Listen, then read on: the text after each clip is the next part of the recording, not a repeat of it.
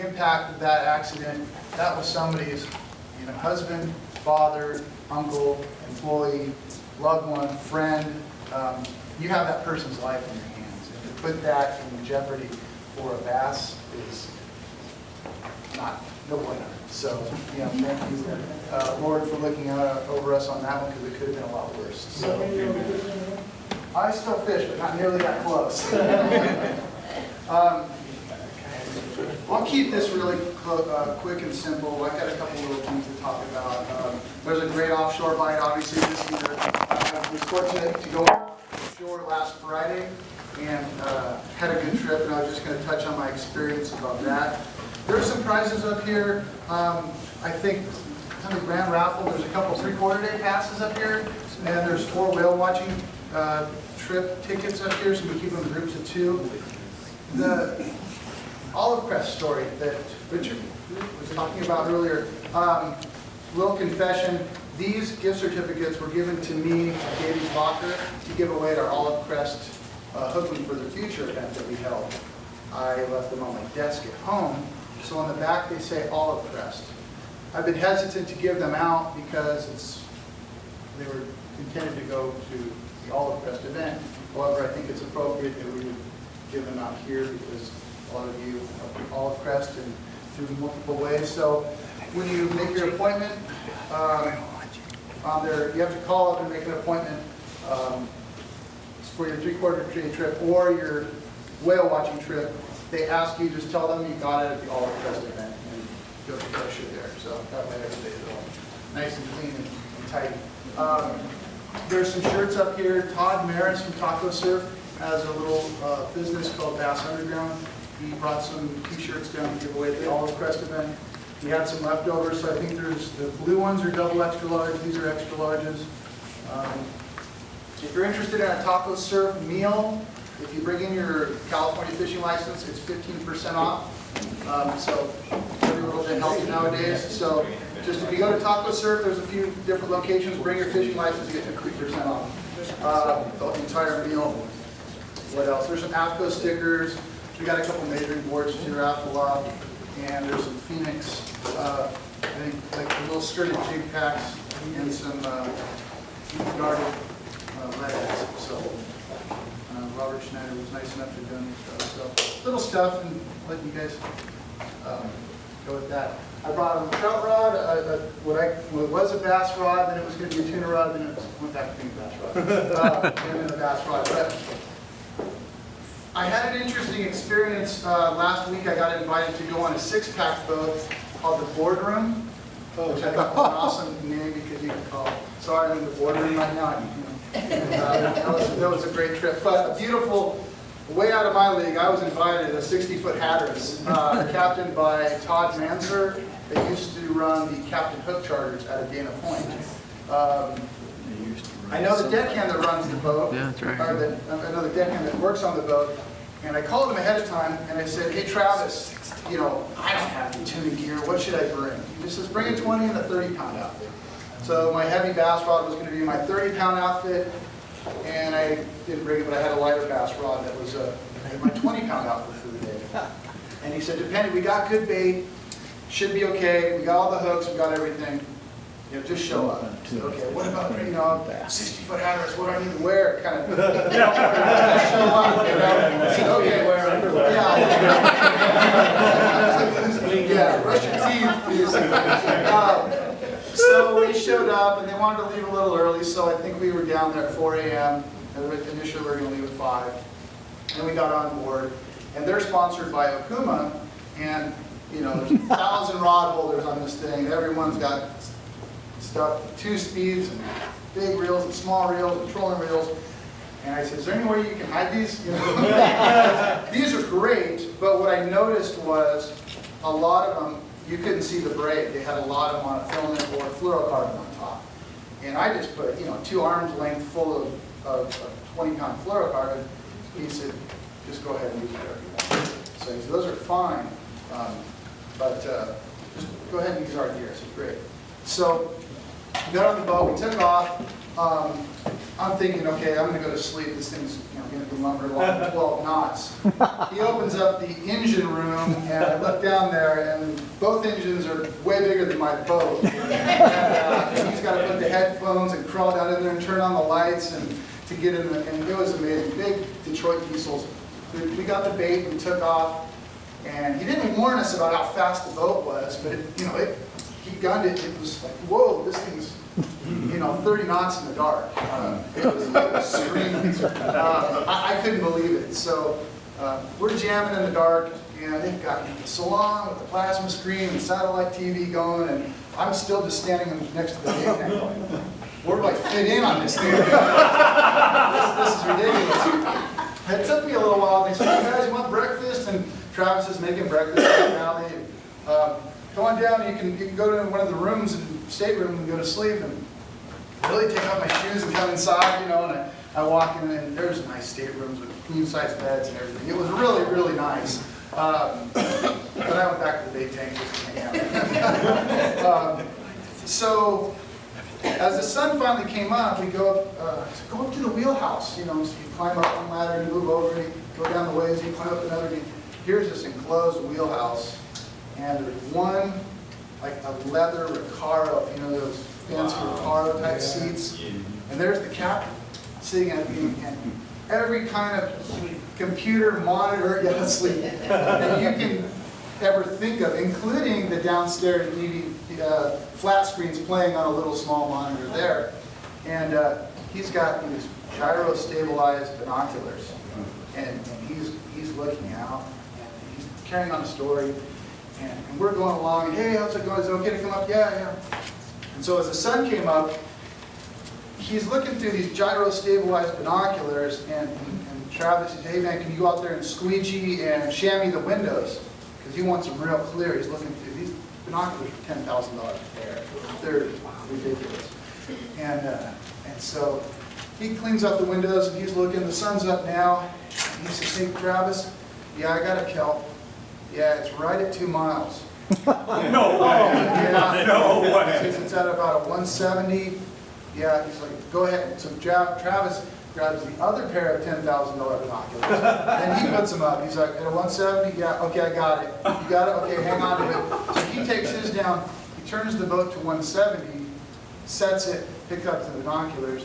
Okay, so and the whole time they're kind of carrying on a casual conversation, and it's just like, whoa, the technology on this thing. It was, when you're a bass geek like me, oh wow, check out the new titanium, whatever, it's great, but these guys are the real deal. And the whole time they're being very, very nice. So, okay, I'll go downstairs and taking some more pictures, and we're going along, all of a sudden,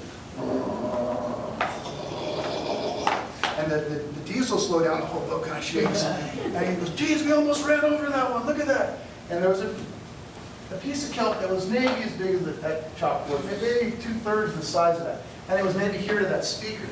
And he gets on the intercom, he's like, "Sorry guys, I don't know how I missed that one. Just hang on a second. It looks like there's some bait on it. And I think there's some fish underneath it." But he's got the side scanning sonar and all that. So Travis comes down, gets on the bait tank and throws out a couple, and I grab one of those rods, and I'm like, "Oh man, I forgot. I don't remember the last time I put on a sardine. He'd be live." And everybody's like, "Okay, and I'm going, okay, do I net him? Where's the lead head for these things? Where's the screw for the, And so I, okay, just calm down. Get my hand wet first. I get it, live bait, get the nose. Like, okay. Pick up this little small 2-speed. It was about the size of this. They were great. Those little Akuma reels. Can't say enough nice things about them. They were really cool. Okay, pull the lever drag back. It's not a star drag. This lever goes back like that. Okay. And I come over to the side of the boat. Don't backlash this thing. Nice lob cast. Okay, that was cool for starters. Pick up the back. It's not that bad. And we're going, and all the bait. Everybody cast, and he says, "Hang on a second, guys."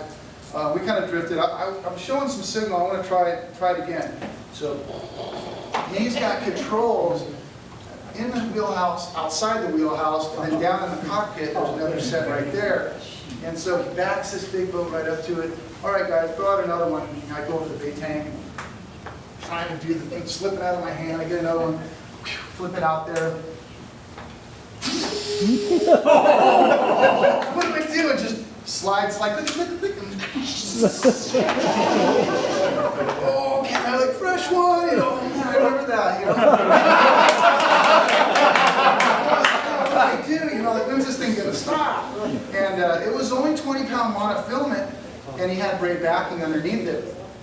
And so Travis immediately comes over and is like, dude, you're cool, don't touch the drag, it's fine, you know, just, it's an 8-foot rod, just keep it close. And then he starts giving me the whole load down it. The boat has a wider gunnel, so it goes 8-foot rod and keep you out around it. And it also has a large swim step with one of those racks that the tuna guys with the lift pole thing, so you kind of got to go out around that a little bit. So get it. It comes down. It goes almost down to the braid backing. You know, he said, "You got plenty of line. Don't worry." So okay. It goes out again. And so I just do what he says. You know, that was the thing about the day. I told myself I was going to do whatever the deckhand and the captain told me to do. I was going to do it. I wasn't going to come on and say, "I got to catch him on a spinnerbait, dude." You know. And it worked, and so it gets at the coast. Everybody wants to step back away from the rail like they're going to bounce a fish. Just stay at the rail. Well, gosh, oh man, back. These things are, what's the matter with these things? They're mad. And so it gets it up and gaps it. All right, high fives, cool. And then I think Brant got one.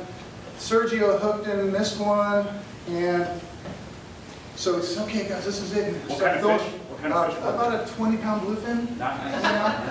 I mean, just working 20 pounds. So I do the same thing, but the captain says, "Hey, try, butt hooking this next one." And I said, "Okay, that's like foreign. I don't know if I can do that. I don't know if I've ever done it."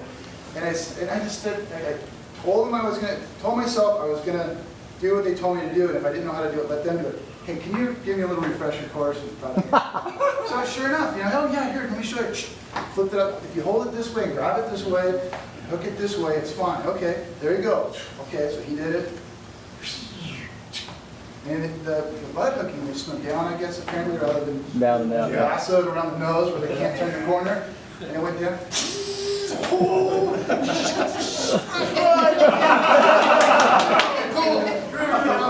Okay, calm down, Eric. All right. So I'm stoked. They followed around and over and under. We had to do a little bit of that a couple times.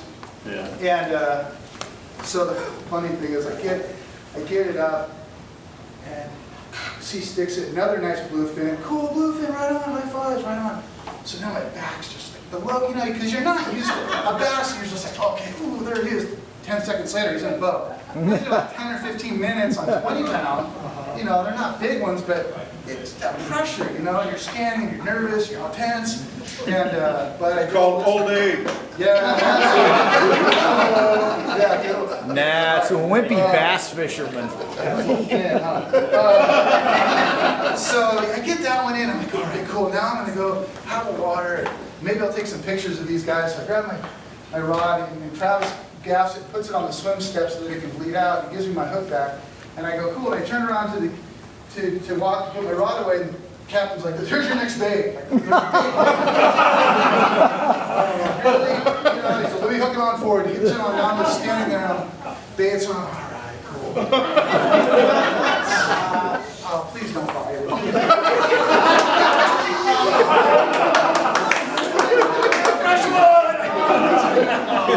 So that was the, I got him now. We got that one turned out to be a yellowfin, and it was cool. But I told myself, and you hear those stories, the first stop of the day is their best stop of the day. Forget how bad the back's hurting, there'll be time for that later. But just do what they say and stay calm. And I just did what they said, and I stayed calm. And they just put me on fish. And I think any party boat out there wants to help you guys catch fish. Yeah. They don't not want to have you catch fish. Yeah. They want to help you. So I kind of just threw myself at their mercy. And obviously when there's only a few people on the boat, that service at that kind of level. But I think the point is just, listen ahead of time. And, the guys, the one thing I noticed, a couple guys had short, 3-foot bass leaders on fluorocarbon, and that braid, because it floats, drifted a little bit different than the mono. That kind of slinks down and maybe sinks a little bit better.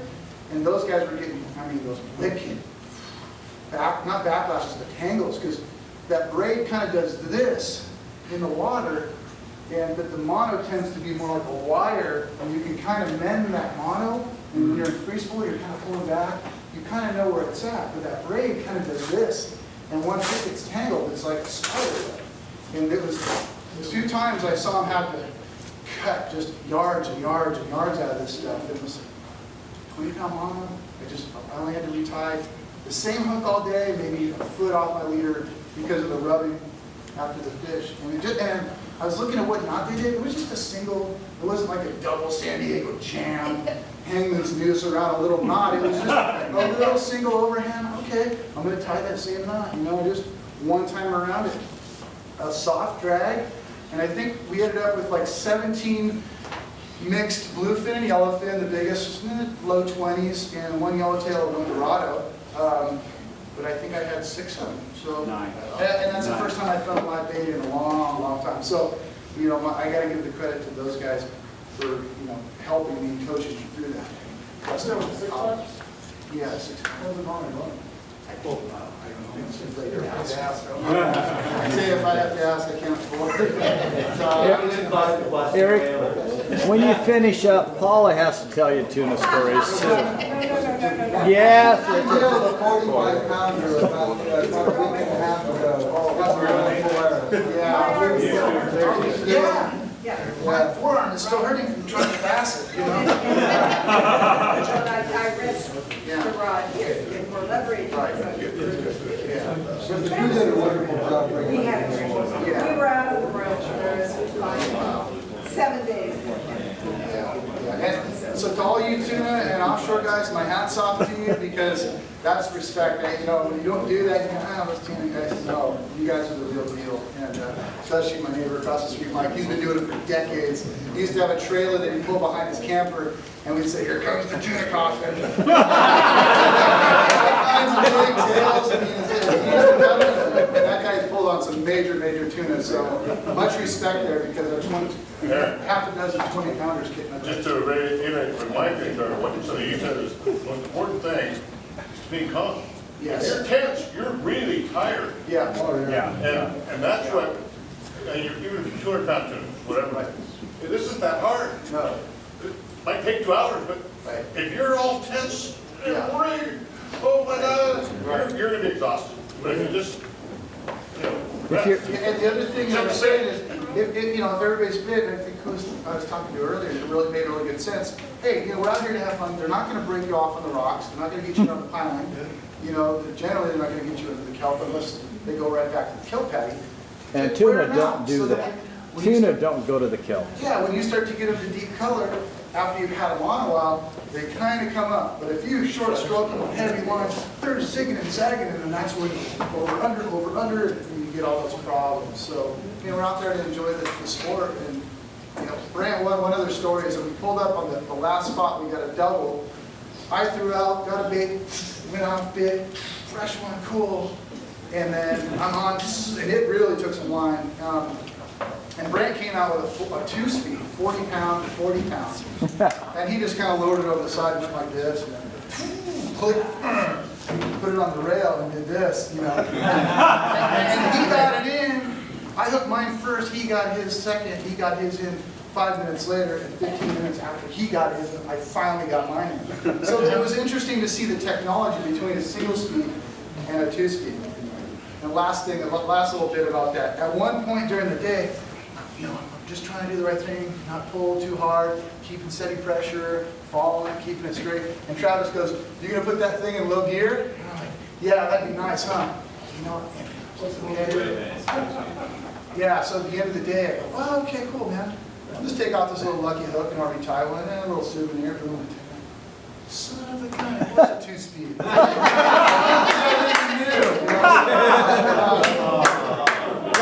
he says, "Hey, it wouldn't have really mattered on 20 pounds because, you've got an 8-foot limber rod, and if anything, you probably could have cinched down on it too tight and popped it off." So, but I really recommend you guys getting out. Same grain. Yeah, that's true. Yeah, but it shows you how much I know. That was my experience, and we came back, and they were very awesome. Filleted all the fish, had it all iced down, and we went home with all kinds of other little tuna coffee. It was not very good coffee. So, there was a couple artificial lures thrown that they didn't bite anything, and but get out and fish some of the tuna. We're really blessed this year with great, wonderful conditions, and if you can get out, by all means do it. If I can do it, anybody can for those exotics. It was a lot of fun. And the size of the fish is good quality. It's not giant tap. I would just recommend maybe you can get them on a Corrado 300, a Toro 50, or a small reel. My biggest thing I would say is put 50 yards of monofilament on and then back it with braid. These little 3-foot leaders, it just seemed that there's less hassles having a little more leader material out there. So. You really have to pay attention if you're fishing that a lot of braid, because when we were out, a couple of my bites, and I fish a lot of braid, we're at 100 yards. Right. You know, and that's a lot of braid, and you got to backpedal and keep it straight. It does this. We had a good drift on the boat, but you still are put it in gear and wind it tight. Right. That's a good point. They do. There's two types of braids now that I'm familiar with. One is spider wire fluoro braid, and they weave in 10% Gore-Tex fiber, which allows it to sink a little bit. Suffix 832 does that too. So if you want a little bit more of a sinking braid, those two braids, they are a little bit weaker because the Gore-Tex isn't quite as strong with the spectra of Dyneema fibers, but it does allow, when I fish the breakwater with braid, I only use that fluoro braid because it does sink. And along with that, if you're fishing a lever drag, if it is set at 30% at strike, who cares if it's only 65-pound braid? I mean, if you're at 30% at 65 and it's set right, the braid is not going to break. Any questions, or not that I have the answers, but comments? Or What's the name of the boat you went on? It was the boardroom. The boardroom. Yeah. Out of San Diego? Yeah, out of Dana Point. There used to be Captain Hook charters, and they did Dana Point, I think before. Todd Manser was the captain. Just what a wealth of knowledge. He was talking about how this is a very light El Nino, but there are some seismic things that happen in the South Pacific that have pushed up some of the nutrients and upwellings that we're seeing. Yes, there is an El Nino effect, but there's also this push of fish that have come up because of underground seismic activities. And really dialed in with nature, super observant of birds and things like that. It was really a treat to be able to witness somebody that's that professional. I think his dad did it, and his grandfather also did it. His son's a captain now too. Is he? Yeah. So he's got some. They got some lineage there, but good stuff to be around. Good. It was like a summer treat to really experience that. So, but really good people. Dana Point. Fun stuff. And he did say that there was another volume of fish that was already moved up because they got spotter planes, everything going on down there. But he said there was a cold water strip that was down below the tuna, so that should lock them up here for even a little while longer. So he said it does look promising to go into the fall. How far into the fall, we don't know, but he was optimistic. So.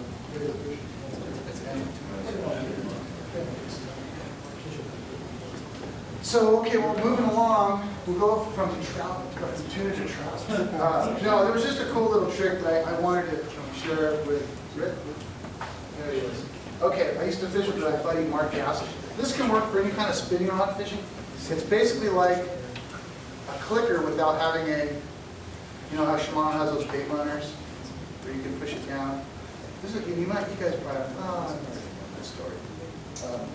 You know how you've got your line that comes up through your pin down drag here. Anyways, open up your bail.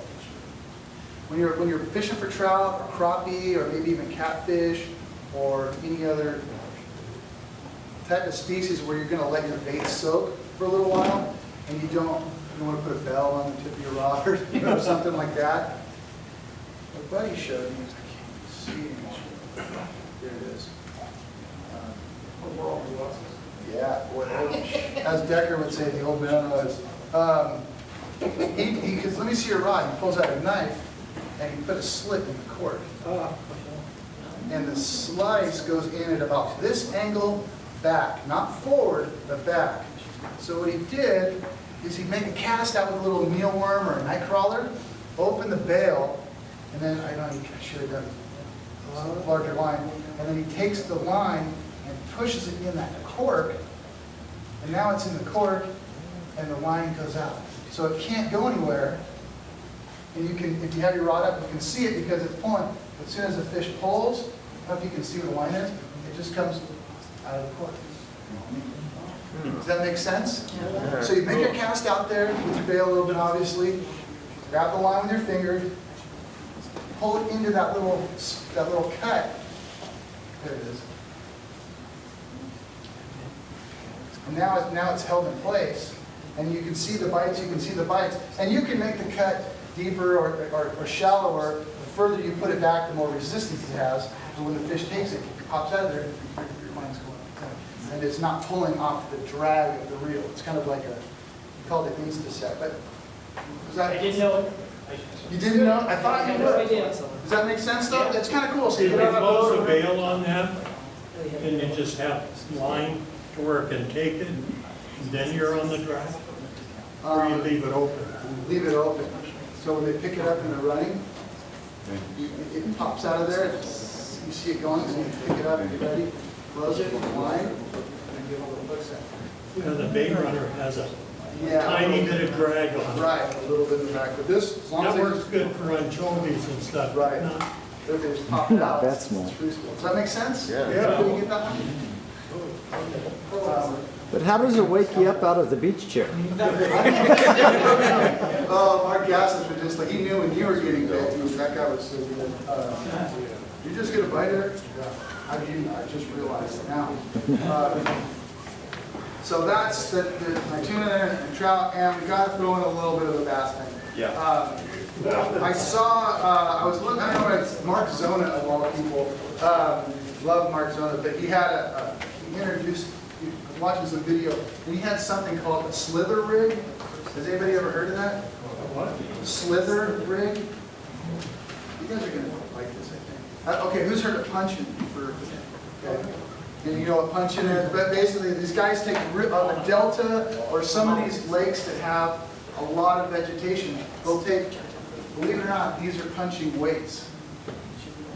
Okay, and there's a hole in the side. And they run their line through there and come out and tie a hook on. They'll throw this thing, it looks like a plumb bob, on top of the matted grass, and they lift it, and it goes, and it pulls it through, and they put the most ugly looking hook you've ever seen on the back of it with a little crawdad, and they'll fish in 2 or 3 feet of water, and they just lift up, and the bass will go and eat it. And they hit them real hard and lift them up out of that stuff. So this thing punches down through this. There's all different kinds of technique. You got these fancy heads, and now they got the ones with the screw on the back so you can screw it onto your deal. Now they're even doing it with a skirt that's tied to it. It's basically a big bullet weight with a skirt. Zona had this going, and I thought it was kind of cool because I said, you can use this for saltwater. Check this out. What it is, are you all familiar with bobber stoppers? Yeah. Okay.